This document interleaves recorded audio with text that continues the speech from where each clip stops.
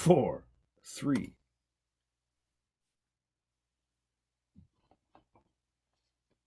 Hello, everyone. My name is Anthony Kazub. I'm the past chair of the Toronto Audio Engineering Society, and I want to welcome you to tonight's presentation, a chat with Mr. Jeff Berryman from Bosch Communications. The Toronto Audio Engineering Society, our purpose is to preserve presentations and the participation in audio for posterity. We unite audio engineers socially, and within our allied arts, we collect, collate, and disseminate scientific knowledge that furthers all fields of audio engineering.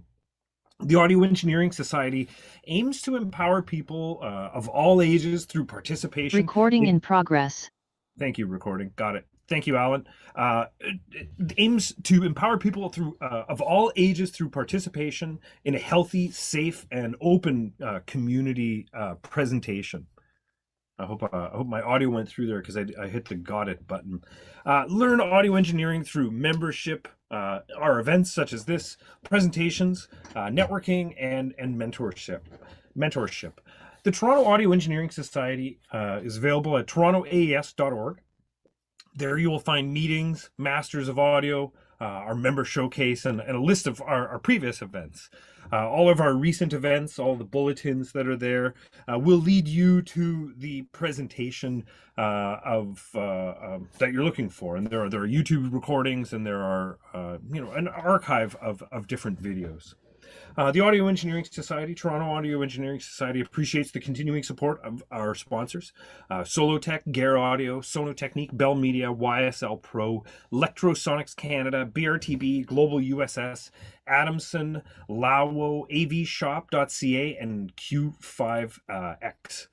You can always give the gift of membership. Audio engineers, they seem to have everything. I don't know what it is about audio engineers, but one of the things they may not have is an AS membership. So if you want to give the gift of membership, it makes for a great holiday, birthday present. Go to aes.org/join. Today, unfortunately, I don't have my video. If every time I put the video on, I'm going to put my video on for just a couple of seconds here, just to say hello.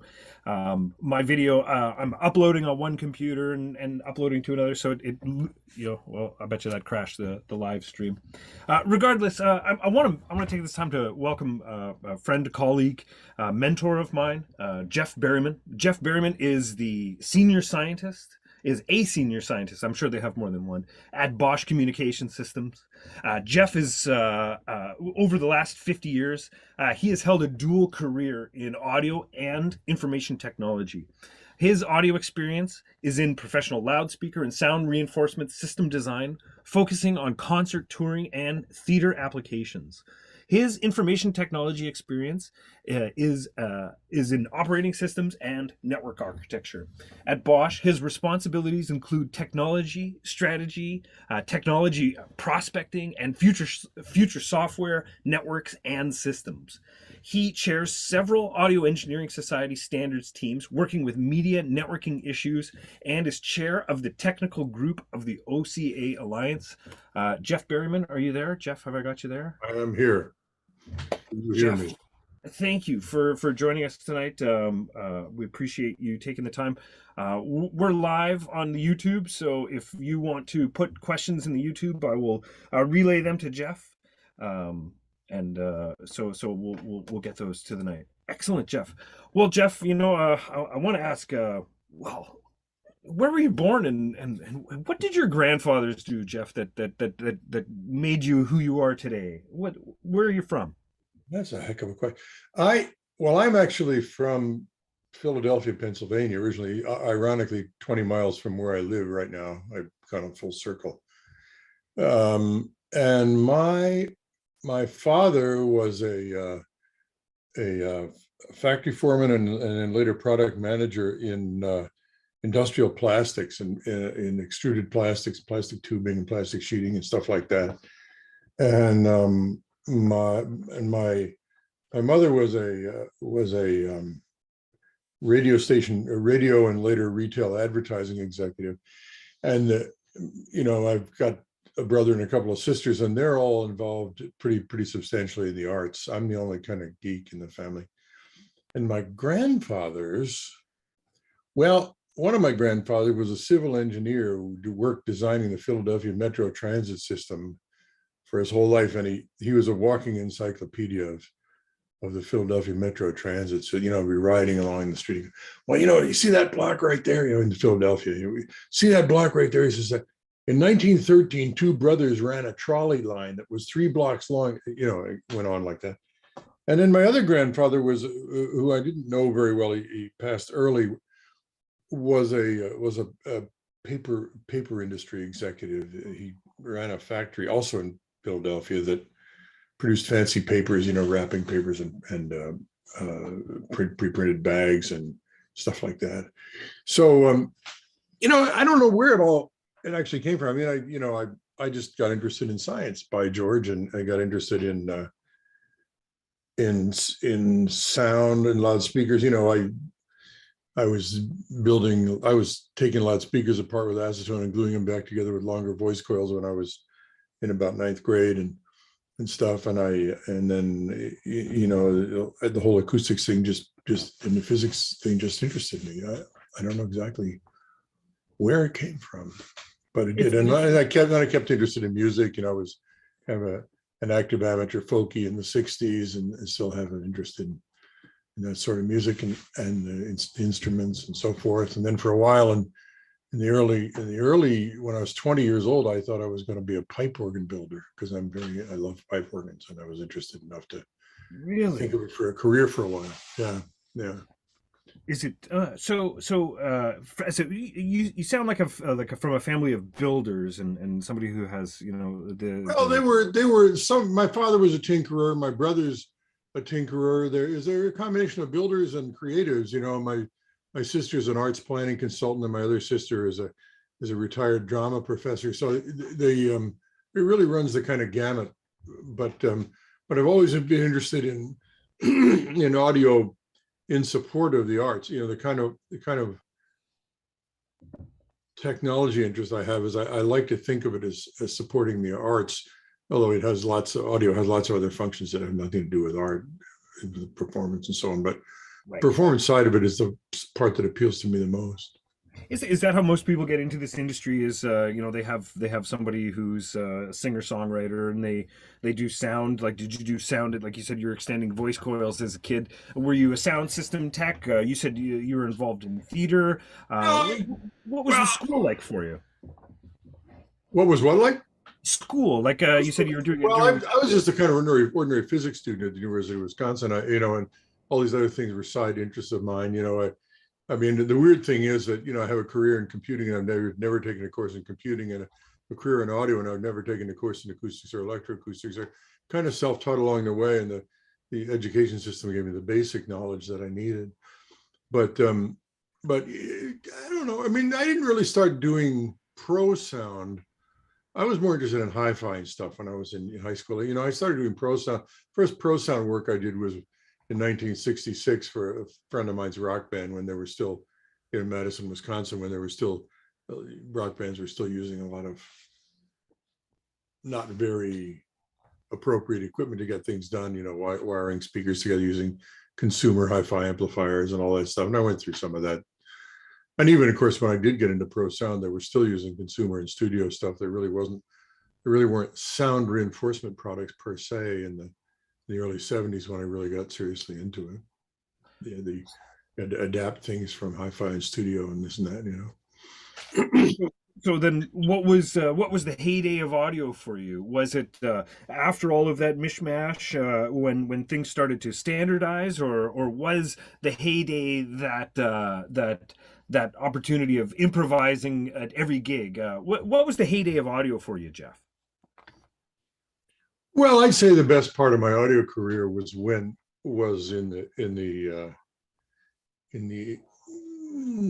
in the late 80s and extending into 2000 at a time when we were doing, I was involved in sound for Bryan Adams and Sarah McLachlan, and then later the Bare Naked Ladies, and along the way a lot of other acts and so on. But those acts were successful enough that they provided the budget that allowed us to develop the custom sound systems they needed. And doing the custom loudspeakers, the custom sound, and then later Broadway was similar. Doing custom loudspeaker design was really the thing that really turned my crank through most of the 70s and 80s and 90s, and some of the greatest moments, most rewarding moments I've had was to hear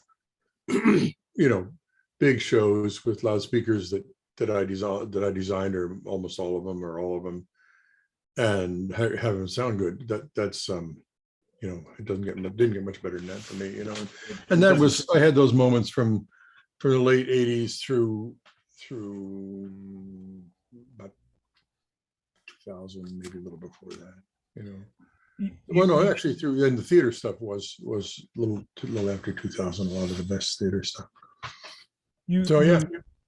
You mentioned some Canadians there, so you did a fairly long stint in Toronto. How did you end up in Toronto, and where were you before that?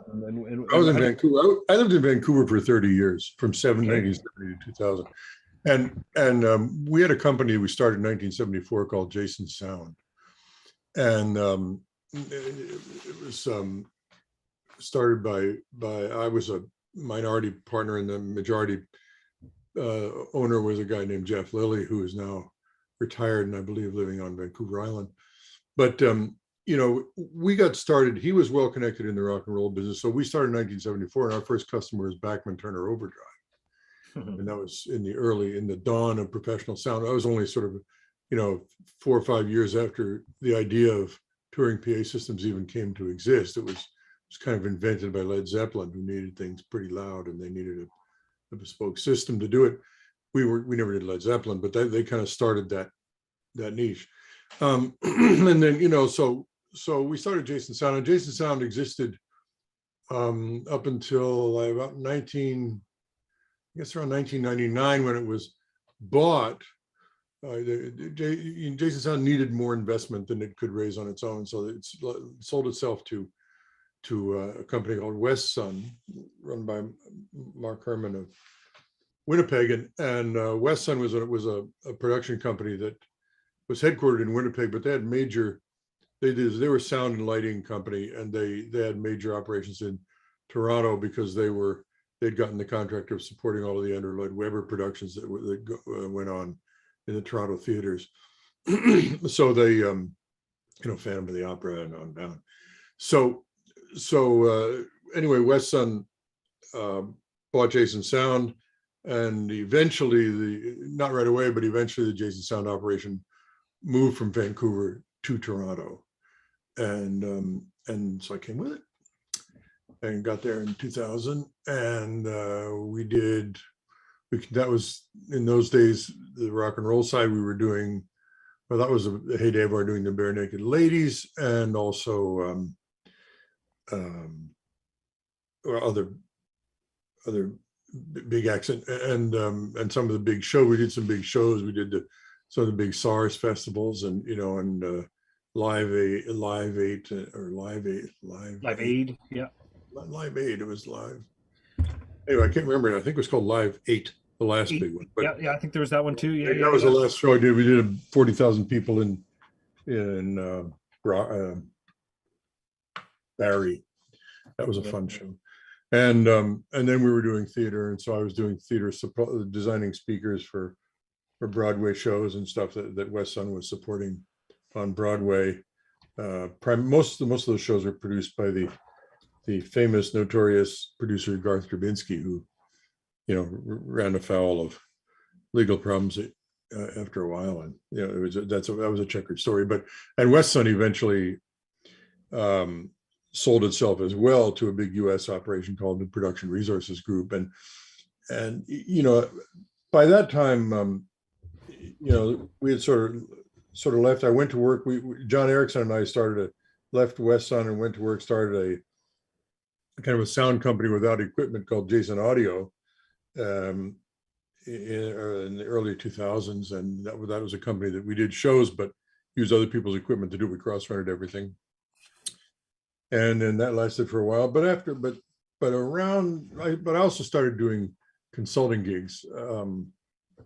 The first one I did one, well, in the 90s, I'd done some work for QSC on networking and stuff. And then I did a little bit of work for Turbo Sound around 2000. And then finally started doing work for Bosch in about, I think it was around 2003, but I was not a full-time Bosch employee then. I was still a, consultant. I got hired by Bosch as a speaker designer, but that quickly migrated to expanded to other things. So that's kind of where it all came. Your time in Toronto, you said you had a lot of experience with theater and being on the road. What do you miss about those days of systemizing things that disappear, or what are some of the things that you're happy are gone from those days versus some of the future technologies that you're currently working on that are currently deployed in in sound systems? When I was working in the touring industry, I didn't tour very much. I was the backroom guy that stayed home and drew things on the drawing board. At that time we had drawing boards.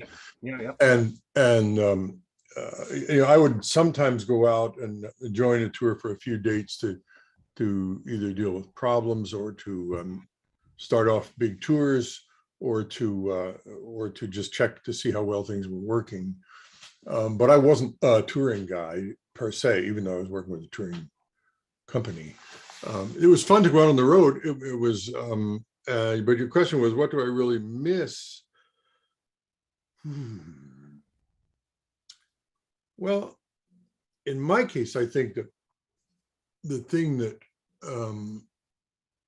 or sorry, what don't I miss? The thing that I don't miss the most is the constant is a business thing, is the constant struggle to find enough capital to invest in new technology as it comes out in ways that satisfy what artists need. Artists want the best and they want the latest, and trying to keep up with that investment for a small company is a huge challenge.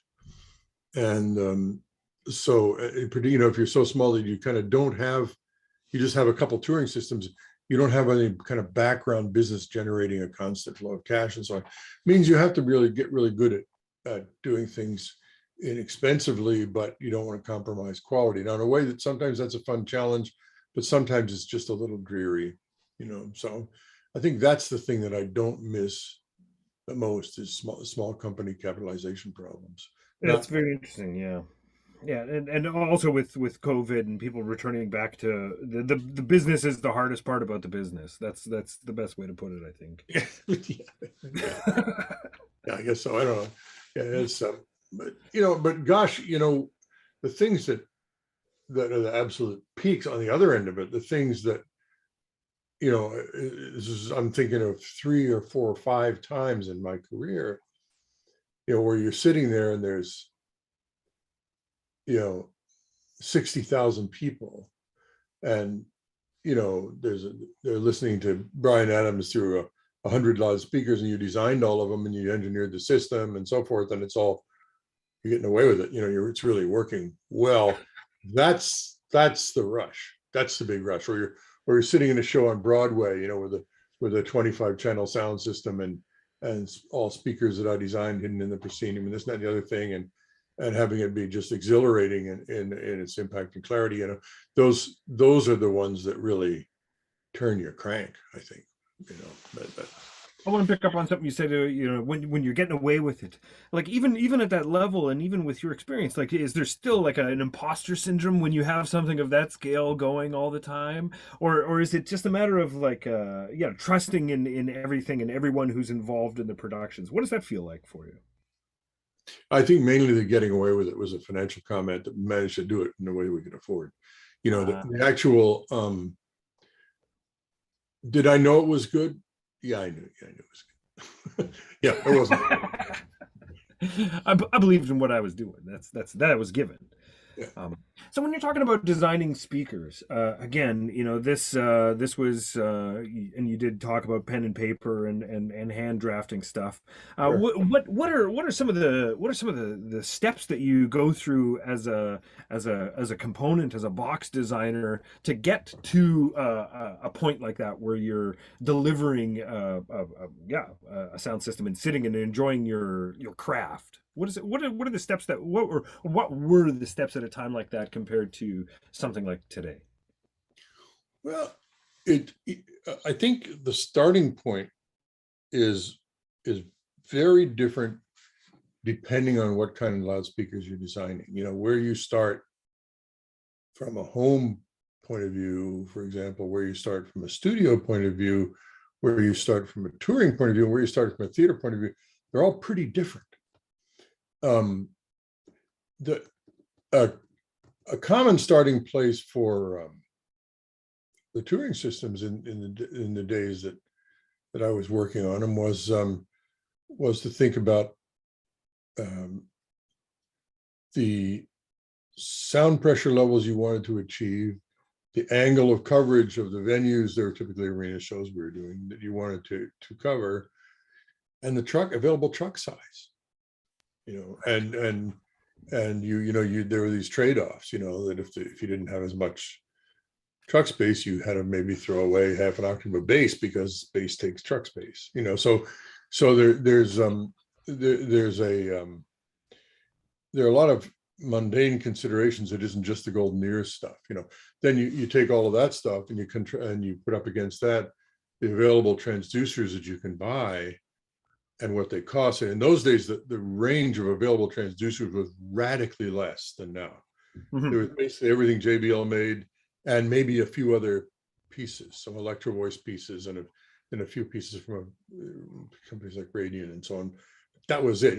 Now you've got the whole Italian transducer manufacturing establishment, multiple big companies, transducers from Germany. There's some fantastic transducers from Germany, and plus the JBLs and stuff like, so now if you're a loudspeaker designer, the choices available to you in parts are much greater. But so you had to take the parts that you could afford and that look at their performance and so forth, and then you start getting artful with box design. I was incredibly fortunate, and really couldn't have done half of what I did. I'm incredibly fortunate to have a marvelous woodworker by the name of Bob Irvine, who is he's no longer in the rock and roll cabinet building business, but he is was a wonderful guy, just a genius that I worked with in Vancouver, and then I worked the person of sort of equivalent level of skill that I did some work with in Toronto was John Kuntz, and those woodworkers made it possible for me to design things that are more complicated than and more exotic than otherwise I would have been able to do. So that's really a critical thing, is what woodworking skills you've got available for that time.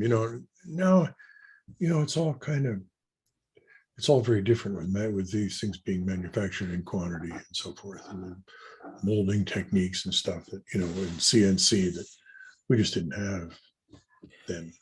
So when you were dealing with your limitations, you relied more heavily on highly talented, skilled craftsmen. Is it the opposite nowadays? You rely on programmers because the computers are, and because the CNCs are the highly skilled craftsmen? What has drastically changed? Like, is it the ability to prototype faster, the idea to what type of thought changes or compromises existed previously that maybe don't exist now? Well, it's a different world now. If I look at what the loudspeaker guys are doing at Electro Voice, which is part of Bosch Communications now, they start from a list of requirements for acoustic output and coverage and stuff like that. And they sit down with computer models and they model the whole thing. And they model the transducers. And then they don't they don't have to look at what transducers are available off the shelf. They look at what transducers they need to make or have made for them that do what they want, and you know, it comes down to sort of price performance and of the things that, of these custom parts, and then they so they do the acoustic modeling, that, you know, they model the horns, all this kind of stuff, and they have a real good idea of how well the box is going to work before it goes together. And then they look at different manufacturing techniques. They have 3D printers that they can prototype stuff with, and solid modeling programs to do all the drafting, you know, and look at structural strength. And they can look at, you know, and they can mold things out of plastic and have software that accommodates for the shrinkage of plastic after it comes out of the mold, and just go. And then, you know, supplier companies that are just in the business of supplying grills or boxes or anything. So it's just it's totally different from the kind of, you know, seat of your pants work that we were doing back then when touring companies had to build their own stuff. It's just different. It's, you know, it's more like nowadays designing loudspeaker products is more like designing cars or something, you know, and that I think goes for both pro and consumer. Now, there are still little companies building loudspeakers out there and so on, and I haven't really kept track with all the little companies or companies, you know, in small countries, you know, and that are building things, and I think a lot of those may use more conventional techniques, but I think in the mainstream that it's more like the way I just described. Yeah, they're molded plastic, and not necessarily molded. I mean, they're still using Baltic birch, but, you know, they can model the vibrations of Baltic birch, and they figure out where to put braces in the cabinets to damp out modes, and you optimize the material usage and the thickness of the plywood, and there's just all these things they can do with modeling now. One of the things you talked about was truck space, and now with you know, amplifiers, you know, changing technologies, you know, the amplifier is part of the speaker now because of, you know, different types of power amp technology. What has changed there in the last little while that you know, maybe you want to speak to Electro Voice or any of those companies, like what is really, you know, like, have we designed the perfect amplifier yet? Like every engineer that designs power amplifiers, you know, it's like the quest for the perfect amplifier. What's the next iteration of the perfect power amplifier look to you, Jeff? I'm probably not a good guy to ask about that, but well, I mean, certainly the power densities have radically gone up. I mean, you know, you can now buy 24,000 watts in 2 or 3, or maybe it's at least it's 2 or 3 or maybe even 2 rack units, and you know, multiple channels, thousands of watts per channel. So that, you know, the power amplifier rack farm that used to sit behind the speakers is now, you know, one 10-unit rack in some cases, or 2, you know. So the power points have gone up, power efficiencies have gone up. Sound quality has really gone up. I don't know, I don't have direct experience of this. I haven't sat down and listened to amplifiers, but I do know that toward the end of my tenure in the business, the sound quality differences between amplifier products was starting to take a back seat to the functional properties, you know, where they have DSP built in, how big they are, how easy they can connect and stuff like that. So I have a feeling that trend is, I think the power amplifier at the high end, the power amplifier question is, the sound quality question is really a small factor. At the low end, of course, it's not. And you know, that when you go down the market and you look at, you know, building amplifiers into smaller systems and stuff, it's still a question. Certainly, there are interesting economies that happen from powered loudspeakers. You know, I'm a big fan of powered loudspeakers, although I never actually designed a single one, but that wasn't for wanting to, it wasn't for lack of wanting to. But, you know, in the amplifiers that it's possible to put very high performance amplifiers into a loudspeaker cost effectively.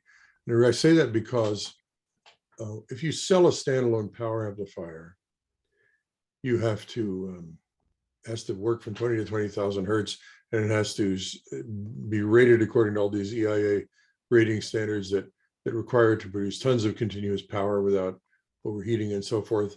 And the rating standards are really quite unrealistic for music programs. Whereas if you build a power amplifier into a loudspeaker, you can give it really high peak power output without having to build a power supply that weighs 100 tons and costs $100 or $1 million. You can store energy in the capacitors. The energy can get used to produce the high peaks that music requires.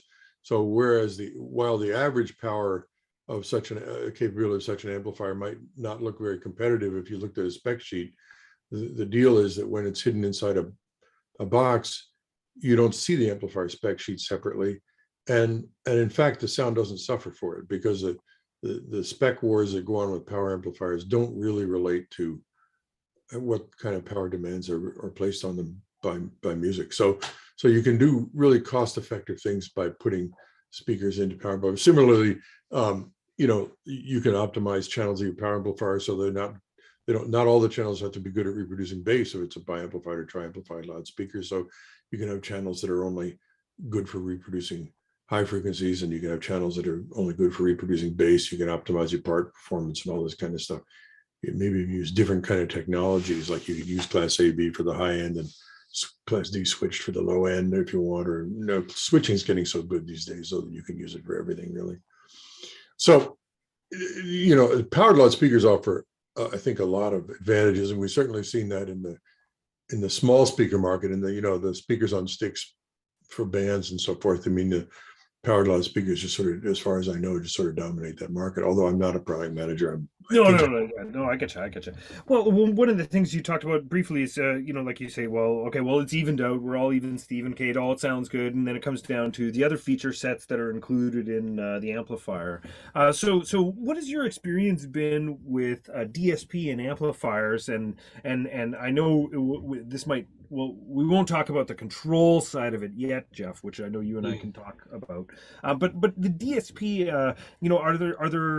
is there some, what has your experience been of that feature set of amplifiers, and the evolution of that from in your career? What have you seen in that? Well, when you're, I mean, this has gone even farther now, but even, when we were building large arrays of loudspeakers, we always had to run multiple different channels up to the arrays and then divide the arrays into different zones and have different cross-spur processing, DSP processing for each zone even. And of course, if you can put the more finely you can divide your array, the better off you can shade the different outputs to the different elements of the array, and you end up with more stable directional patterns with fewer lobes and stuff, and wider coverage for the same physical configuration. So it's really good to have a lot of different separate equalizers for the equalization and delay for the different elements of an array. And of course, that's what you get if you have DSP amplifiers. Now, mind you, these enormously powerful channels, where if you have a 4,000 watt channel, well, there aren't too many 4,000 watt loudspeakers around, so you're still going to have a number of loudspeakers driven off the same channel, which means you don't have the opportunity to separately equalize those loudspeakers. But by and large, putting DSP in the amplifiers and increasing the number of channels that are in an amplifier, we go from 2 channels in the old days to 4 or 8, is a good thing for coverage control. Now, there are still challenges. I mean, if you kind of if you take one company's solution, like if you take a power amplifier and processing and loudspeaker scheme from somebody like D&B or L Acoustics, they have solved the problem that I'm about to describe. But if you roll your own, it's still a big problem, and that is that there are so many parameters to adjust, and that you don't know what to set things to, and you need modeling software and stuff to help you, and it gets to be really quite complicated. So the more DSP channels separate DSP channels you have in your amplifiers, the more help you're going to need from software to predict coverage patterns, to actually physically set those channels so you don't have to make mistakes by playing with things, little widgets on the screen and so forth. So the control issue, I know you're going to ask me about it later. What I am going to say is that the more DSP you've got, the more you need computer control of things, or otherwise you go crazy. So one of the things, you're talking about routing and you're talking about signal processing. One of the products in the Bosch family, you may not be directly involved with some of the intercom stuff. One of the people on YouTube, Bosch also does intercom stuff. Like in audio and pro audio, there's the boom box and the walkie talkies, right? Those are the two ways to make the money. What has that side of the business, that communication side of the business, from doing those shows, taught you when you've moved to Bosch and throughout your days? How important has the intercom and the communication side of those sound systems and production venues influenced you in a way? Well, to be honest, it's kind of been two separate solitudes. The reason, as you mentioned, as people may know, or that I'm involved a lot in standardizing in control protocols, the ways that you can use an Ethernet to control equipment from various different manufacturers, trying to do the equivalent of having one remote on your coffee table instead of a box full of a pot full. And I sort of came to that by a route that was somewhat outside of my sound reinforcement route. That started in earnest when I was consulting for QSC. And I got talking to the people running QSC at one point, and mutual acquaintances and stuff, and it sort of became known that I had been a network architect of sorts in my university jobs in the 70s, and because I had day jobs until 1994. My day job was mostly in the computing and information technology area, and the audio stuff I only went full-time in audio in 1994. But anyway, through those couple, 3 decades, I'd done network architecture work and stuff, but I also was an audio guy, and there weren't too many of those around at the time. So I started working for QSC, and I designed their first network control system. I don't think there's anything left of it now. It was called Q's Control. And they supported a lot of the work that I was doing with the AES in standardizing remote control over Ethernets, and that work sort of proceeded in parallel with my loudspeaker designing work for some time. Really, it did until about 2006, when Bosch Communications, for whom I was by then working full time, decided they had a requirement for a serious remote control technology that they could deploy across their products, and so I sort of stepped forward and said, well, I probably know how to do that because I've been working on it since 1991, and so that's how that happened. But the concert experience didn't converge with that very much. I mean, there's no doubt about it that we had dabbled in a few little things of using MIDI to control equalizers and stuff, in a way that made system setup and tuning less of a headache. We even did a research project in automatic equalization, supported by the National Research Council of Canada and so on, that was actually very promising. We developed an automatic equalization system based around Yamaha MIDI controllable graphic equalizers and some custom software and stuff that actually did work in real concerts, but didn't have the money to commercialize it. So anyway, but other than that, those things, they were really two separate two separate brains. I get that. I get that. And this is where, you put two separate brains together and you call it science, right, Jeff? I guess, I don't know. I'll tell you something though, Anthony. I got to defuse one rumor. The reason they called me senior scientist at Bosch was when I went from being consultant to being full-time, they couldn't think of what to call me. Okay. They told me that. They just couldn't think of anything because I could do this and I could do that and I could do the other thing. And they didn't want to pigeonhole me. And so they just picked this sort of title. It wasn't as highfalutin as it sounds. Now, it's cool to have a title like that. It's fine. Boy, is it, Jeff. Boy, is it, Jeff. But it really, to be brutally honest, it doesn't mean very much. I know what you're up to, and that's really kind of what we're alluding to and getting into with the standards control for the Audio Engineering Society and so on and so forth. So I just want to understand where these things come from. And yeah. You said MIDI. MIDI is like air. If we lose it for just a little bit, we'll notice it. For everyone, will notice it.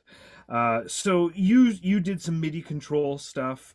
What are your thoughts on MIDI, Jeff? And why is MIDI so popular? And why isn't MIDI the be all end all of show control? And why do we have to look at MIDI and other show control things as an evolution thing? What's going on there? What are your thoughts? Well, first of all, I think MIDI deserves a lot of credit as being a technology that was really appropriate for its time. When the MMA, the MIDI Manufacturers Association, which was basically 3 or 4 companies at the time, it was, I don't know, Yamaha and Roland, and I can't even remember who else, just a few companies were the leaders in the MMA when MIDI was invented. And they really invented something that was very practical, that people could implement without having to get crazy new skill sets and hardware and this and that and the other thing.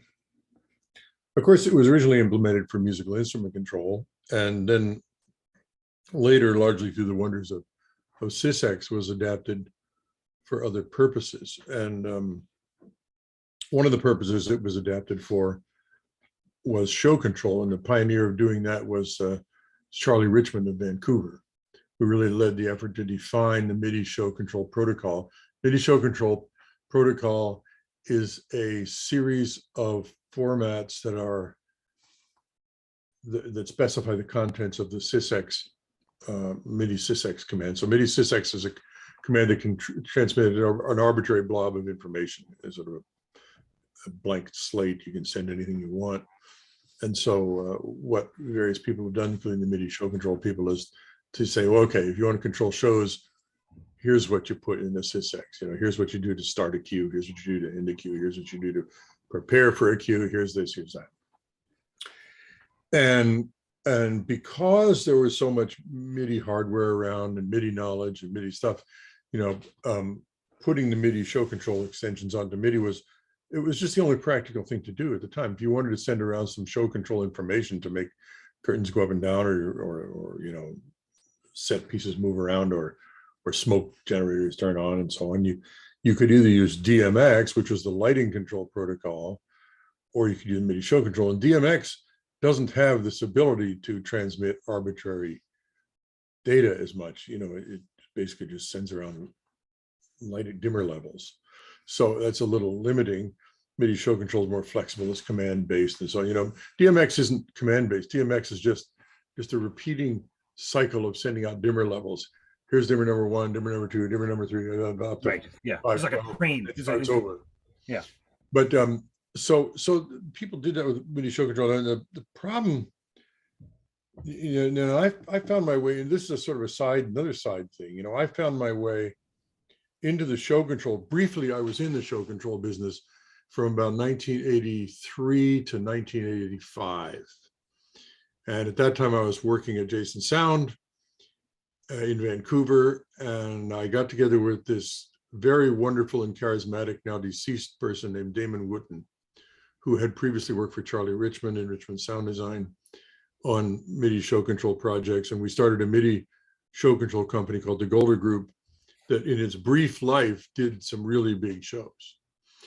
And what the innovation, the thing that we saw about MIDI show control at the time was that it was a little dangerous when you got into risky show designs. Like, you know, what we did a show once where a Star Trek or a Star Wars themed thing that wasn't staged here, it was staged in Japan, where 1,000-pound copy of the Millennium Falcon came running down on rails from out over the audience back down onto the stage and stuff. We did Sunset Boulevard in the Andrew Lloyd Webber musical in Los Angeles, where there's some great big heavy set pieces that were moving around and so forth. And these were being controlled by MIDI show control, but the problem was that MIDI is an unerror checked protocol and there's no acknowledgement. So the computer says do this, and it doesn't know if the message got there right, and it doesn't know if the action was done. Right. We thought that was really very unsafe for things that could be life threatening to the cast. So we superimposed an additional regime on top of MIDI show control to make it fully acknowledged, and the technical details don't matter, but we made a kind of a life safety appropriate version of MIDI show control. We produced some hardware to do it. The hardware was produced by a company in Kelowna, which is now a division of Meyer Sound and produces all of the Constellation and all their other hardware run by John McMahon. They were a struggling engineering company at the time and wanted some extra money, and so they engineered these show control devices for us. Did a wonderful job, of course. And so that would have gone farther than it did, except that Damon died of leukemia in I think it was 95.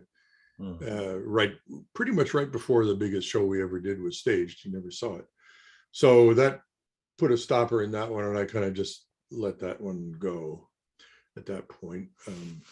Grateful to have been involved, and very sorry to see Damon go, because he was also one of the best friends I'd ever had. But for a little while we did that, and so people were, but to answer your question, people were using MIDI because it was a practical thing to do. It was just a practical thing to do. The hardware was all there. The wiring wasn't expensive. You didn't need a lot of extra gear, and you didn't need a lot of extra knowledge. So it was just practical. Since then, of course, the MIDI Manufacturers Association has come up with, I think it's called MIDI HD or HD MIDI. I can't remember which is a greatly revised version of MIDI that addresses a whole lot of things that of the sort that I've been describing. And I don't know if the show control people are going to produce a show control extension for MIDI HD or not. I haven't kept track of that side of things. I think there are other protocols out there now that people are using. One of the protocols they're using, I know, is Open Sound Control, which unfortunately has some of the same life safety problems that MIDI had. It's another unacknowledged protocol, and I worry about that. And you say life safety. It's very interesting. One of the big proponents of OSC is a Toronto fellow, Dead Mouse. And one of his thing is his whole show is operating hydraulics and so on off OSC controls. And you raise a very interesting point about that. Like you say, it is when you put somebody's life in a MIDI or an if statement. As soon as you have somebody's life in an if statement, you think differently. Feedback, that's system feedback, Jeff, right? Well, feedback and using reliable transport protocols and stuff. There's a bunch of technical layers to it all, but OSC was I think initially designed as a kind of a replacement for MIDI, and it if a synthesizer plays the wrong note, nobody dies. Mm-hmm. But extending it, you have to be careful. Maybe for all I know, maybe people have extended OSC in certain ways that I don't know about. I haven't followed OSC really very much. It is magnificent. It's great. It's a really usable thing. It's easy and fun to use. I know that. One of the things that you're heavily involved in is, well, now everything is networked. Now your wire is a wire, and your speaker doesn't get XLR anymore. It gets a network connection. What has been your involvement with networked audio? You said you were involved in QSC stuff as it got off. What is your involvement in the development of audio over IP and some of those things, if any? Well, when we talk about a modern media network, I have this picture that I show. It's this big circle divided into two parts, and half of it is moving the audio and video around the network, and the other half is controlling thing. We got this little slogan in the OCA Alliance that say you can move audio from A to B, but what are you going to do with it when it gets there? So there's media transport and there's control, and together with a few other little add-ons, which don't matter here, that makes up a media network. And so I've been involved 98% on the control side. I have not, the most widely used media transport standard in the industry, right, in the audio industry right now, is Dante, which is a proprietary standard. But the Audinate, Dante's manufacturer Audinate, has done a great job of packaging up their proprietary protocols into highly implementable and reliable modules that manufacturers can easily integrate in their products and stuff. They've done a great job. And then the other non-proprietary media transport standard is called AES 67. And AES 67 was, was invented as an audio standards effort headed by Kevin Gross over the last few years. And it's actually technically, if you look under the hood, what Dante is sending along the wire and what AES 67 is sending along the wire are very similar. Not exactly the same, but this is certainly all in the same zip code technically. But and AES 67 is slowly growing in realms where people don't want to use a proprietary solution. The broadcast community has picked up AES 67, and the Broadcast Standards Organization, which is called the Society of Motion Picture and Television Engineers, SMPTE, spoken as SMPTE, has defined a version of AES 67 in one of their standards to go along with their video transport standards that they also have. And so AES 67 is rising. And so I haven't been specifically involved in any of those technical development efforts. The closest I get is when we look at how to use what I've been working on the control side, which is control. This is control. This is control. The control side for establishing connections. So you want to tell a device, okay, connect you to you connect to you, and then send some audio. That's called connection management. That's a control function. Yeah. And so we get involved there. That's our point of intersection with the media transport world. But as far as the actual standards themselves, I'm familiar with them technically, but no, I haven't had a role.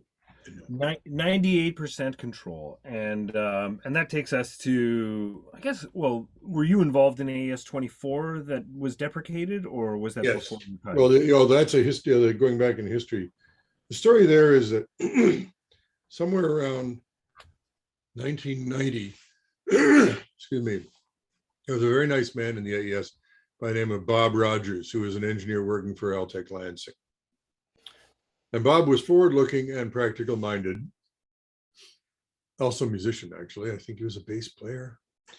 And I don't know if he still is on the planet or not. I haven't spoken to him in many years. He was a lot older than I was, so maybe not.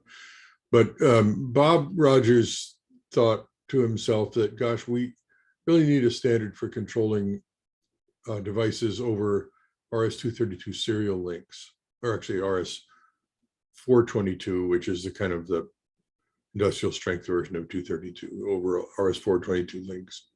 Balanced. Yeah. Same. Yeah. Right. Same. It's good for the same reason that 600 ohm balanced is good.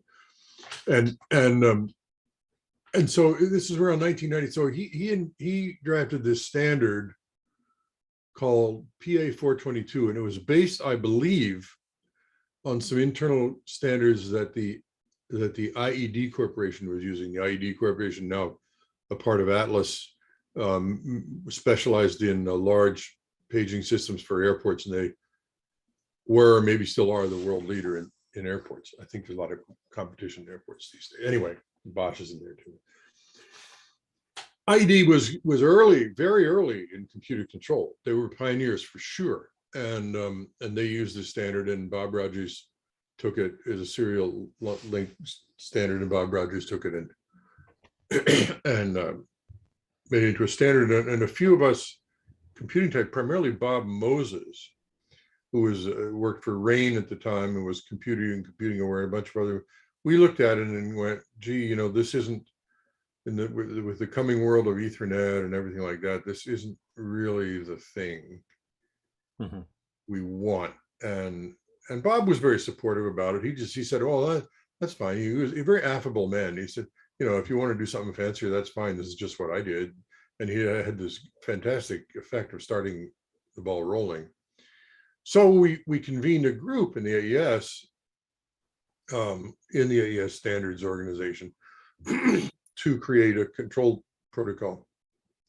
And it was called AES 24, and we worked on it for about 5 years. And there were a lot of great contributions made. Some of the people are still, from that time, are still around, notably Morton Lave, who now a lot of you will know lives in Toronto and is in Toronto audio community. And you know, that's where I met Morton. We've been friends ever since. And we created this thing called AES 24, which was never published as a standard, was withdrawn. It's been withdrawn, but you can still download it. But it contained a whole lot of the pioneering concepts that later protocols like AES 70 have. So it's really a grandfather model. We worked on that, and it came to it ended up as kind of an information document that was used, and I understand it found its way into various proprietary implementations that we sort of never heard about at the time, but a lot of companies picked it up and actually used it, or not a lot, but a few did. Anyway, but it was the conceptual underpinning from AES 70, and really that's what I sort of started, where I sort of started from when Bosch was looking for a control protocol, as I said, around 2000 and what did I say, 6 or 7. You know, I sort of said, well, you know, we did all this AES 24 work and we can modernize it and blah, blah, blah, and on it went. But yeah, the AES 24 was definitely the grandfather of AES 70. So we already have people on the YouTube asking, you know, Ward Sellers can you talk about AES 70? And of course, that's why we have you, Jeff, here. You know, again, we can't explain it all. Right now, we're at an hour here, Jeff. I'd love to get 30 more minutes of your time. So if you want to maybe grab a glass of water or something like. Sure. Let me just say one thing. There, on last November 15th, I gave about AES 70. I gave a general introduction to AES 70. It was through the AES. There was one of the AES online webinar things that is, and that video is available on YouTube and on Vimeo. Okay. And it's about an hour and a half and was reasonably well received. And so if somebody wants more information than I can give tonight, you know, we can arrange to get them the link to that video. It's actually, I was actually happy with the talk. It came out okay. Yeah, I've got it here up on screen, and trade association. you know, again, I've put the link in the chat for those who want to actually get into it and what OCA is. And so, you know, as a AES, as a local section, we don't want to get too deep into the woods technically, Jeff. Following your lead.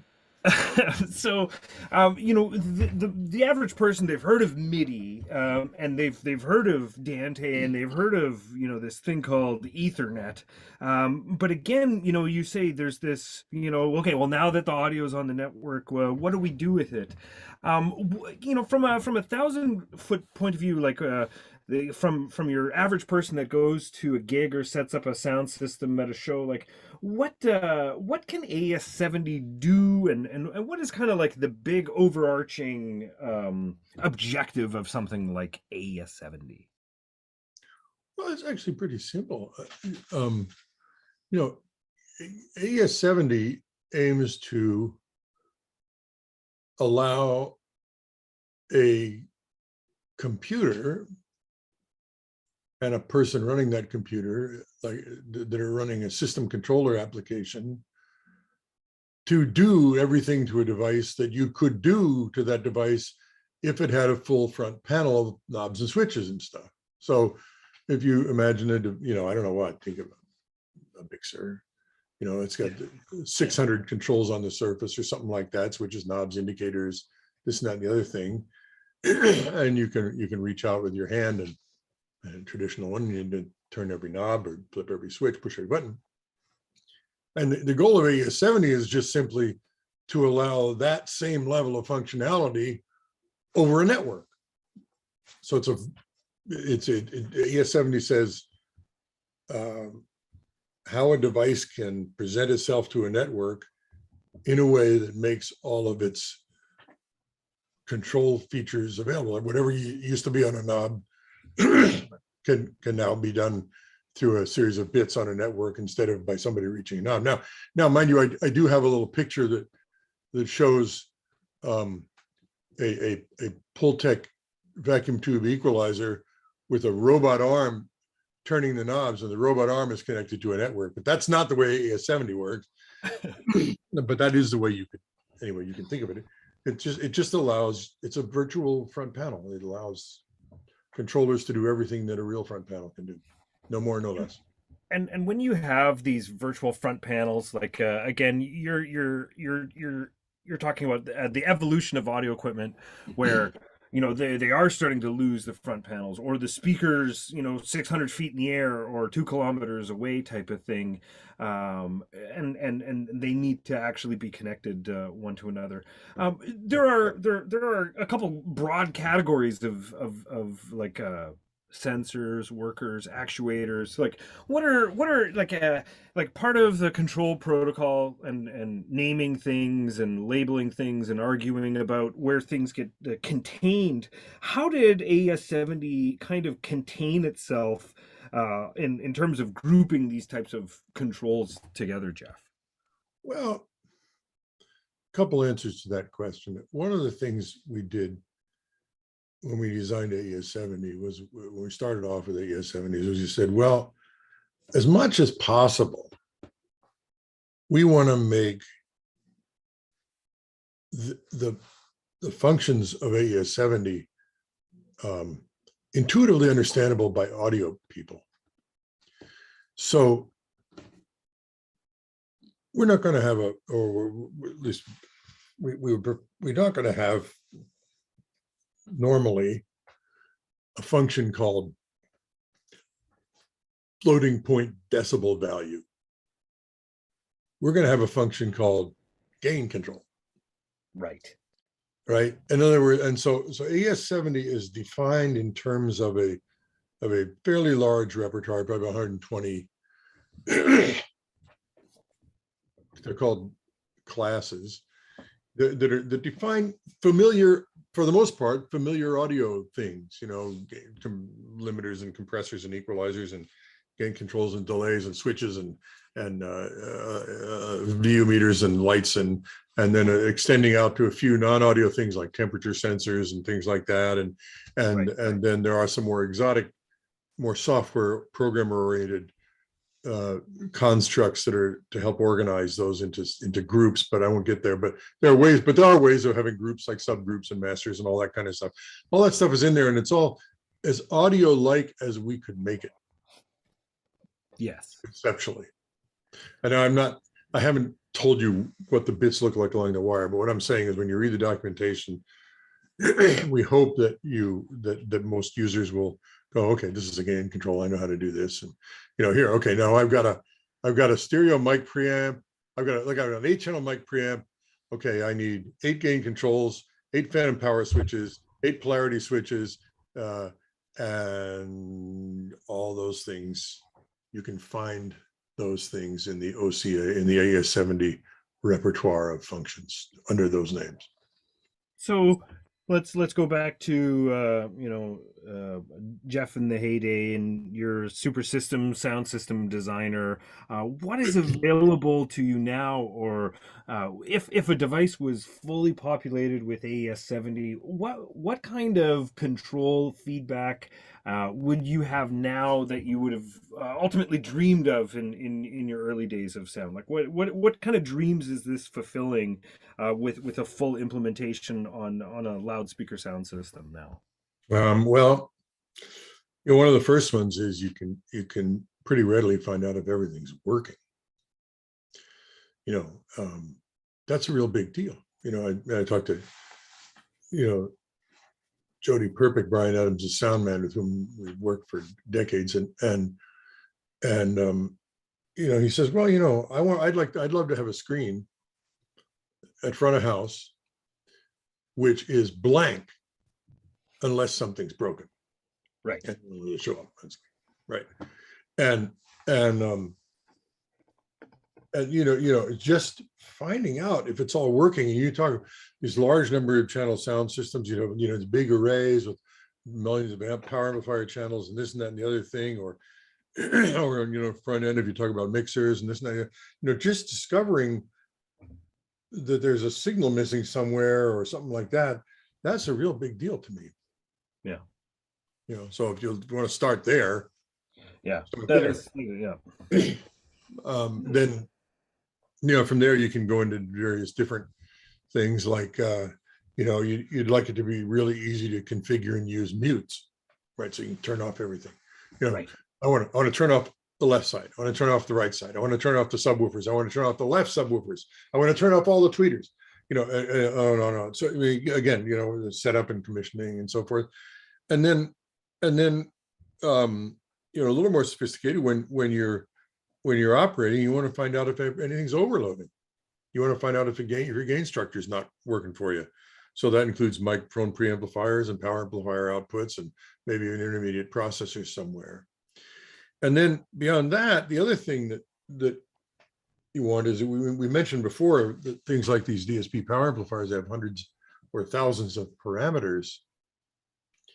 You want to have a way of managing those parameters, and it isn't by having a matrix of knobs at front of house that's as big as a barn door. Right. So there are some things. I mean, the fact is that you look in the early days of DSP audio equipment that wasn't network controlled, and one of the limiting factors, one of the factors that limited how much functionality they could put into that DSP was how much it was possible to control. They could have put a lot more into some of the early BSS processors and stuff like that than they did, but it would have been impossible to drive the darn things. You never would have gotten it set. And you would never, made too many mistakes and this and that other thing. And that's the other thing, by the way, is that one of the things that computer control gives you is an assurance that you have set parameters accurately. When you got a lot of knobs, you make a mistake on it. It's easy to make a mistake, whereas the computers tend not to. So now I'm thinking of, like, you're inspiring, like, design validation. So you build a sound system in your shop floor, you plug it in, you give certain locations, you send it out to a venue, and it's kind of self-reporting, where it's like it's validating your design kind of as you go, and like you say, making sure that everything is functioning properly. Well, yeah, I mean, you get into these futuristic scenarios where you have, artificial intelligence sitting there driving your mixer saying, the guitar's too loud. I don't know. That's the next generation, but it is the next generation of stuff. That's for sure. Well, so how does one more thing about computer control. It also allows you, if it's universally available in your system, to pre-configure your system. You can design a configuration at home at your desk, and you go to a gig or go to whether it's an installation gig or a touring gig, I don't care, and you can load the configuration to your system and have it all go in bang like that. And if that one doesn't work, you can load a different one. So the ability to load and store configurations is also a huge value. Sorry. But No, that's a huge, Jeff. No, that's absolutely huge. You said, audio parameters were the focus, but there are a lot of non-audio parameters that are like power and power supply related and yeah, management related. When there's a crossover of like you say, network IT management on top of that things because there's a layer of network management inside of all of that stuff as well. How important, has it been for manufacturers to implement these types of protocols and how important has it been for the OCA to qualify these different types of designs? not quite sure I Yeah, I'm understand. sorry. It's kind of a weird question. What I'm trying to ask Jeff is like, you have all these different types of parameters. When manufacturers put these parameters into their devices, such as power monitors, Yeah, such as like temperature sensors, et cetera, yeah. are they're all predefined, or are these profiles, or how does AES approach deployment of these parameters versus some of the other protocols that people might be familiar with, like MIDI or something like that? Compare and Well, contrast. you know, I wouldn't want to put too much into it. AES 70 and other control protocol, any control protocol, it's really like a parts kit. It's like it's got potentiometers and switches and buttons and sensors in it, and it's a catalog of parts. And you can take one of these and two of these and three of these and put them into your device. So that's all that AES 70 purports to be. It just like buying parts from Newark or Parts Express or somebody, that they're not generally, they might have application notes that they'll give you, but they're not generally going to tell you how to Deploy use the part. They're not going to say this temperature sensor has to be hooked to an orange LED or something. That ain't gonna. They don't say There's that. no mandatory No, moving parts. No, so it's a repertoire that device manufacturers can implement at will. yeah, and it's important to distinguish it from the user interfaces. Like just because AES 70 says I have a gain control thing that you can put in your device, it doesn't mean that gain control thing has to show up on your screen as a picture of a knob or a slider or anything else. Could be just a box in a spreadsheet somewhere, a number you type in. It could be a multiple selector where you only have certain discrete values available. It could even be something that gets automatically set as a result of reading an iris scan, and different people get different gain values. The user side of this, the user facing side of your system, which is basically what you see on the screen of a system controller, that's not specified by the control protocol. That's a separate issue. Right. So the plumbing, right? I've heard the protocol described as like a low laying, underlying type of thing behind all of this stuff. So Yeah. when you have this repertoire, how do you connect repertoires of one device to another? How AES 70 is in three parts. How does one device move their repertoire from one device or to a controller or to another? How does it break down, Jeff? Are you kind of asking how does a controller know what's inside a device? Yeah, Is that really the question yeah, you're asking? yeah. What does a controller do when it sees a device? Well, there's two general approaches to that. There's the most simplest approach is that a company, let's say XYZ power amplifier company, makes a DSP power amplifier. And in there, and that power amplifier has a block diagram, and it's got all the DSP. You read the user manual for the power amplifier. It's got all these functions and stuff, and maybe it has front panel ways of changing them through a screen or whatever. So all these DSP in this power amplifier, and this power amplifier has a model number and a serial number, and so on. And so and let's say now we give this power amplifier a network control interface. And the simplest thing is that the manufacturer XYZ of the power amplifier also makes a piece of control software, an app that controls that amplifier. And the app, maybe the app controls a bunch of power amplifiers from the same company. And maybe all those power amplifiers have slightly different sets of DSP controls in them. And so the app just goes, okay, it reaches out and there are ways of, it can go, what's your model number? What's your serial number? The app can go to the device. What's your model number? What's your serial number?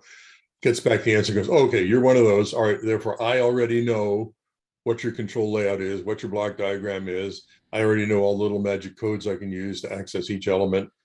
Done. Okay, and it just displays the user interface, and the things on the front of the screen are hooked to these little magic codes, and these magic codes control. So there's a priori knowledge in which there's a bespoke controller that's talking to a known device. They're well acquainted with each other, and things just match unless there's mistakes. The other way, my opinion is that at least in pro audio, that is going to be by far the most common way that this stuff is going to work for a long time. So that's a proprietary application connecting to one manufacturer's device. Right. It's not a melting pot of control. It is a single app with a single function that uses one vendor, and you think that's Right. going to be the path, the trajectory for a little while here. I think that's where we're going to start. But then going on farther down the line, then you get into the question of generic controllers. Now there's the next step, and it is that you buy this general purpose app, and it is equipped to ask these devices what they've got in them. And again, AES-70 supports this. So the controller app can hook it to a device that it's never met before. It goes, okay, what's your model number? No, I don't know this. Okay. What have you got? Device. Okay, Mr. Device, what's in there? What's in your? And he goes, well, I got these gain controls, these level controls, and this, that, the other thing. And they have, and maybe, they have these labels associated with them, and maybe you can infer something from the labels, although they're not necessarily standard. And then what that program does is it goes back to the user and says, okay, I found all these controls, and allows the user to design their own control screen by dragging and dropping. So a user can take as a toolbox over on one side, user drags a tool out, looks like a slider, and goes, okay, hook this to gain control number 20.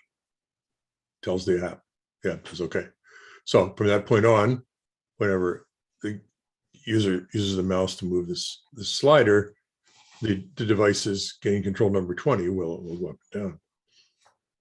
And then so users can construct a user interface that way. And there's some exciting developments in that will be released in AES-70 for the next few months. Not from the AES, but third-party manufacturers are starting to produce this kind of thing. So that's the second stage of sophistication. And then the advanced part of that, and more advanced as that second stage matures, users will be able to have a bunch of devices, and they can hook a system. So they got 3 power amplifiers and a couple other devices, and this and that, and the other thing, maybe some wireless mics, who knows? And so you're going to be able to do the same thing. The app's going to go up and go, okay, let me snoop this network. Okay, I found these 8 devices. There's 3 of these, 2 of them. And so one by one, the user can construct a controller for that system. That'll be popular with system integrators, at least for small systems. Might be too time consuming for big systems, but when you want to build a system for a nightclub or something, and you don't have to put a control on the screen for every control that's in the device. So if you don't want somebody fooling around with the equalization, you can just leave that control off the screen. So that's the second stage. Now, and then farther off in the future, and really there's going to be a lot of development all over the place before this can happen.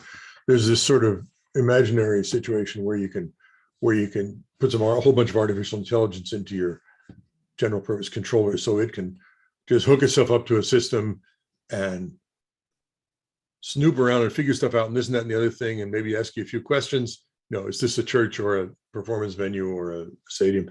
And magically come up with a plausible control screen for your system, which you can probably then subsequently edit. But we're a long way from that. I'm on the OCA website. So talk a little bit about the OCA and why the OCA is important for AES-70. And again, we talked a little bit about the business of the business. Again, AES-70 and standards are part of people's business models. What is the OCA and why is it important to something like the adoption of AES-70? Well, there's a pattern emerging in the standards business. It's not limited to audio or video. It's also evident in just in computing in general. And that pattern is that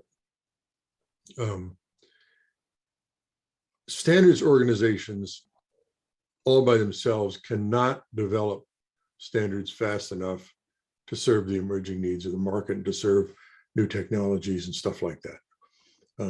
The old AES-24 is a good example of that. We worked for 6 years to develop something that we could turn into a standard. We didn't manage the standards dialogue. The standards making process is just by nature too slow.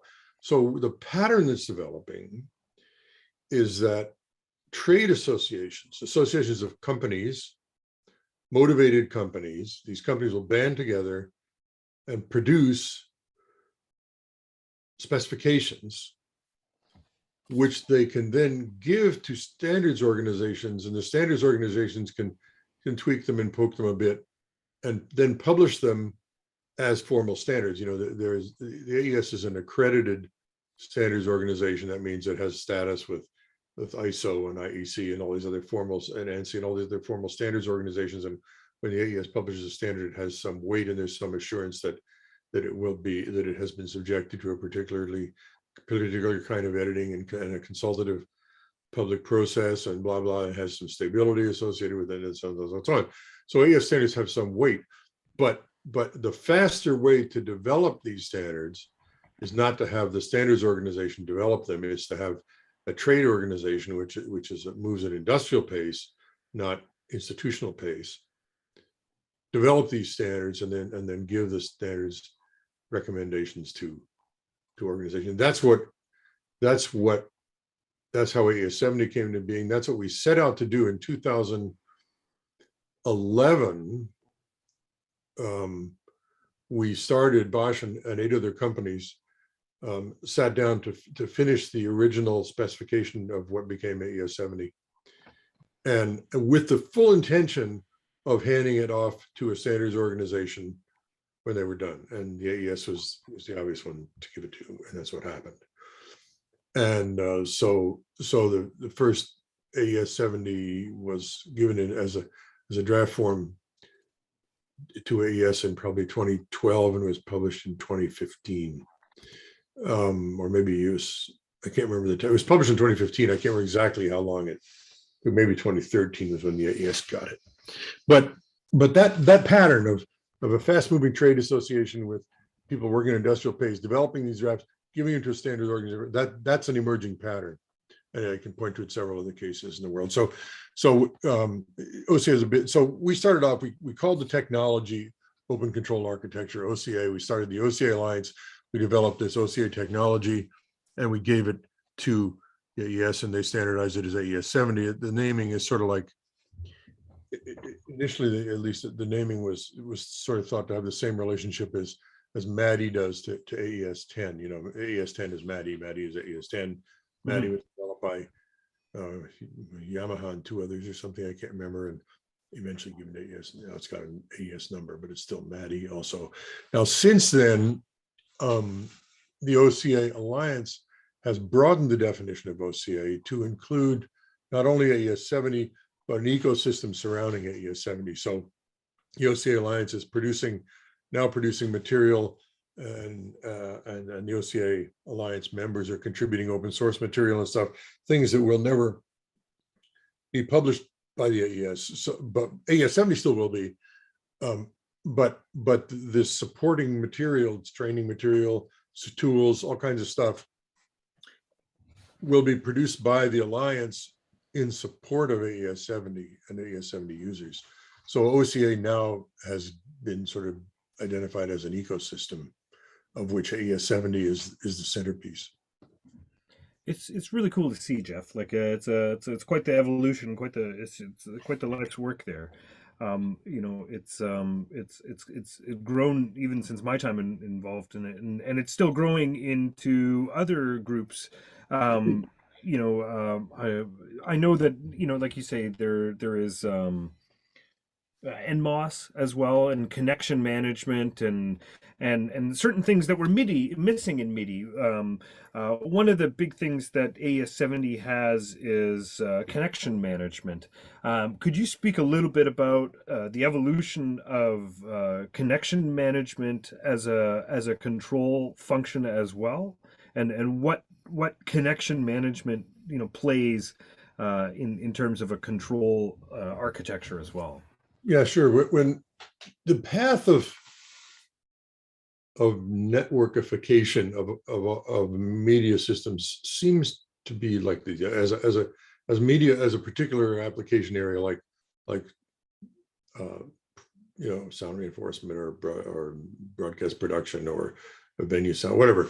As these areas start to embrace networking, it seems to go in at least 3 stages. Stage 1 is they say, okay, we got to have a way of sending the audio around from here to there. And so they go get Dante, AES-67. There's some IP video standards for the AV people that they're, you know, there's HDVOE and all these other IP video standards. They find a way. The first thing I want to do is I got to get my program material from out of this device into that device, heck with everything else. So they get and I don't want to use the IP network to do it. So, you know, my Ethernet and all that. So they find a standard for doing that so that you can send sampled audio or video out of one device and receive it in another and have it play. That's stage 1. Stage 2 is they go, well, wait a minute now, this is a network. So now everything's connected to everything else. So how do I go about telling device A where to send its audio? How do I get device A and device R connected to transport audio or video or both between themselves? How do I tell them, make this connection, you know, now? And that is the second thing they realize they need, and that the term in networking for that is connection management. I need to manage my media connections. The third stage is they go, oh, okay, now I know how to get my audio from A to B in a compatible way, and I know how to do my routing. I can route my audio using connection. I can route the audio video where I want, this device to that device, and so on.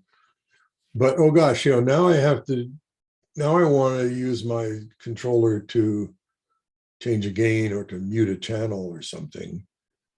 And oh yeah, by the way, I'd really like to see on the controller some VU meters and stuff that show, you know, what's happening in these different devices. That's when you start to get into the realm of full control. So connection management is the first kind of control that people want, is routing control. After that, they start to talk about device application function control. That's stage 3.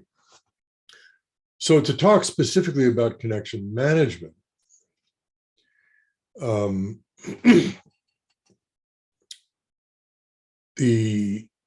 AES-70, AES-70 has a particular challenge in that it really has to work with, or has to be workable. You need to be able to adapt it to work with different kinds of media transport methods. Like I have an AES, I want to be able, if I have a Dante-based system, I would like to be able to use AES-70 to manage those connections. At the moment you can't, but that'll be coming. If I have an AES-67 based system, I want to be able to use AES-70 to manage those connections, and that's coming around. That's around the corner. That's first quarter this year, first half of this year. Another example is the Milan guys. You know, there's this bunch of loudspeaker manufacturers that are using major line array loudspeaker manufacturers, plus a few others who have gotten committed to using this kind of protocol called Milan, which is another way of sending audio over a wire that's very time accurate and stuff. And they want to use AES-70 to control their signal routing. And of course, there are devices that are going to speak 2 or all 3 of these protocols all at once. So there'll be a device that takes in AES-67 or takes in Dante signals and puts out from the mixer and puts out Milan signals to the line array, you know, and so their device, these things all coexist in the same device. And so there needs to be a common harmonious set of control functions to control connections, no matter what kind of connections they are. And that, to get that right, has taken 4 iterations in AES-70. And we believe the latest iteration to be right. It's called CM4, and that's what's going to be announced in AES-70 2022, which, by the way, will come out in the first half of this year.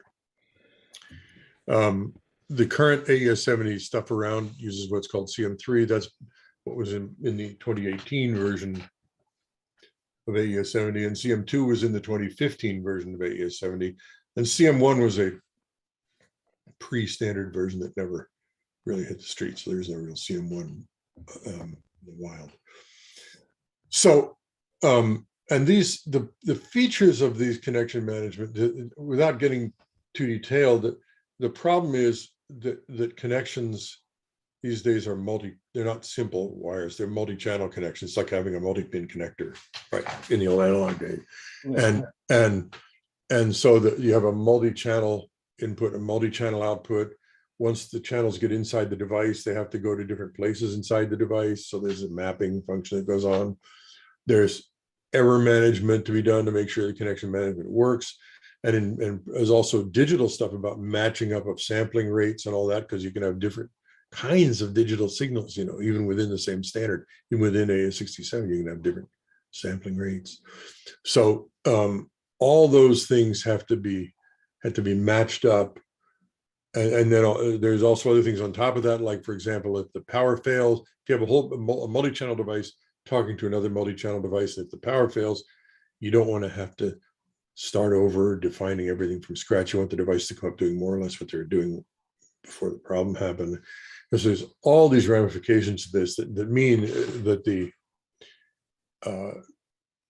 way you do connection management is not just like plugging in a patch bay. But that's the problem. That's what you want to do, is you want to be able to map multi-channels to multi-channels.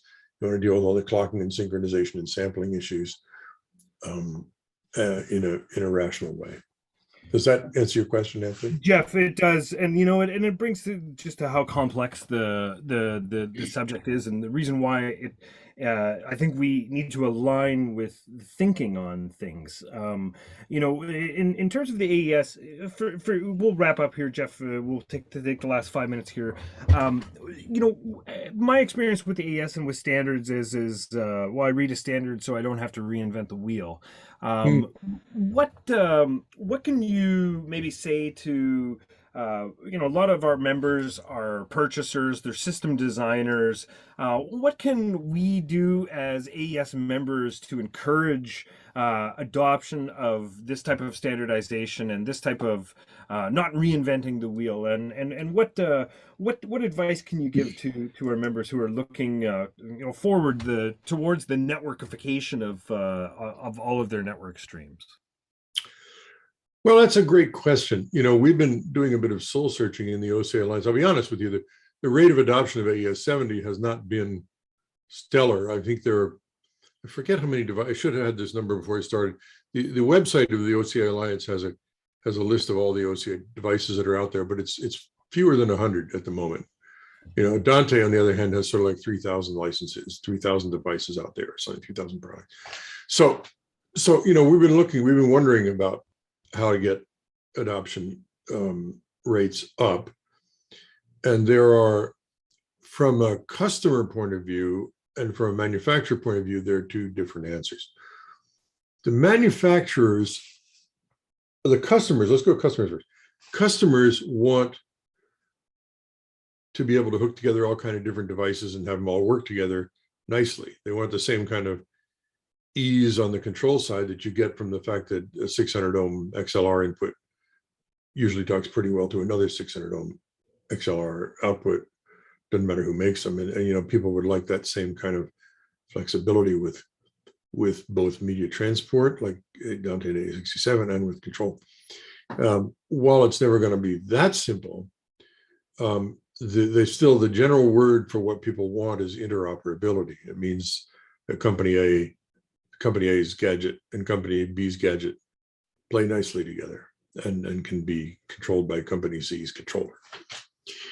And so the manufacturers will gravitate towards interoperable solutions, in other words, AES 70, when they perceive a customer demand for interoperability. When they say, well, I'm going to sell more stuff if it's interoperable, they'll start building interoperable stuff. And that means they'll probably use AES 70 because it's such a ready-made solution that for a company to start over and then reinvent a wheel as big as AES 70 would be very unwise. Right. And it's not likely to happen. But they're not going to go to the cost of grafting AES 70 into their products if they don't see a revenue benefit from doing so. And so the voice of the customer there is really important. So the first thing that customers can start doing is start asking for interoperable solution. Ask for AES 70. And that's really important.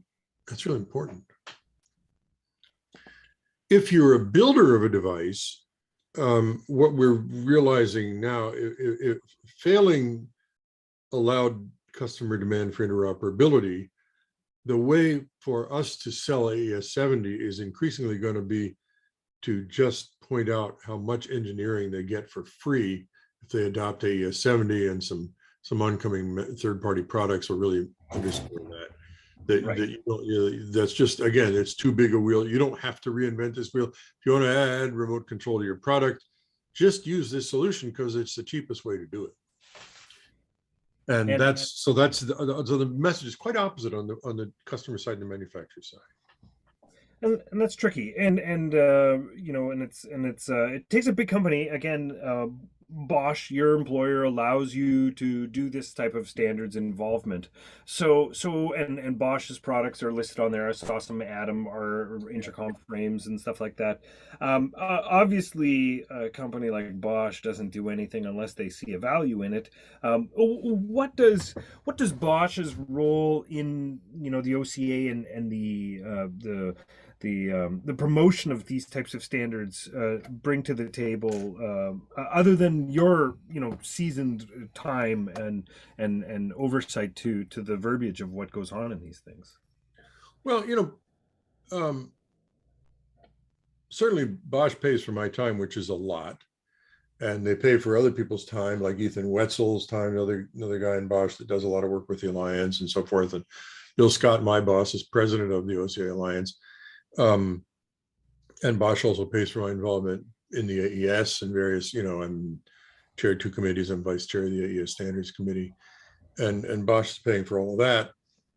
And Bosch is a very remarkable company. They're a broad-minded, proactive, sort of benevolent company, and they believe in long-term strategic objectives, and they believe in the values of standards and interoperability, and have contributed to many standards, not in audio. I mean, audio is a very small part of Bosch. Audio is like less than 1% of Bosch. But the big parts of Bosch are automotive mostly, and things like power tools and home appliances and security systems. So, and lots of other things. Semiconductor sensors is a big one. Did you know this, that when you waved your Wii controller to play tennis, your motion were being picked up by a sensor built by Bosch. Anyway, they're very diversified, but so in all those areas, they as a matter of policy, support industrial standardization. So it comes out of that liberal mindset. A lot of this stuff. Bosch specifically tries not to play a heavy-handed role in the OCA Alliance, although Bosch was the prime company that started the OCA Alliance, and it was me and a few other guys that sat down and went, how are we going to do this? And in 2010, 2011. But and then from there quickly expanded out to others. Yamaha was an early supporter and principal, and Focusrite in the old days, PreSonus, and on and on. You can look at the membership list. But the point is, Bosch's role today in the OCA Alliance is really just as an OCA Alliance member who happens to have a certain amount of people time to contribute to the effort. But Bosch intentionally tries very hard not to be seen as a puppeteer behind the OCA Alliance or a roller or something like that. When we produce press releases and so on, we try very hard to get quotes from people who aren't from Bosch and so on, because we don't want to be any more than any other member in the OCA Alliance. Jeff, it's been fantastic hearing your explanations of stuff. We've been talking for almost 2 hours here. Jeff, did I miss anything about the future? There's so many details, obviously, but anything else you want to say before we close up here for the Toronto AES? I didn't really come into this with any big agenda or message in mind. I don't think so, other than that people should always feel free to contact me about anything at all. And, Anthony, you can publish my contact information in whatever forum you publish it. And if you would make sure that link to the AES 70 video is readily available, that I think would do some good. I'll put it in the comments for sure. Yeah. And other than that, I don't know but if people have things they want to ask me after this presentation, or, just get in touch with me. It's my job to do this. A lot of people working in standards organizations have a day job and then they volunteer if the standards organization. It's a side thing, and it's always very hard. But no, this is my job, so I'm good to work with people. Jeff, thank you so very much for coming out tonight. It's a pleasure. Hey, it's been absolutely a wonder. I'm gonna say a couple little words here to finish up here. Thank you, Jeff. The Toronto Audio Engineering, is for audio engineers who want to know more, and hopefully tonight's presentation with Jeff, we've preserved and this participation, for posterity and for future people to come, and for those, we're very lucky to have had this experience with Jeff. We try to unite engineers socially, so unfortunately with the COVID and the closing down of the world, we're relegated to online stuff. So this works. We're we're able to have guests like yourself, Jeff, out to this. And within our Allied Arts, we collect and we collate and disseminate this scientific information and knowledge that furthers the fields of audio engineering. And we aim to empower people through all ages and participation in a healthy, safe, open community presentation. YouTube has been really good to us. These conversations have been really good to us. And people come out to learn about audio engineering through events, presentation, networking, and mentorship.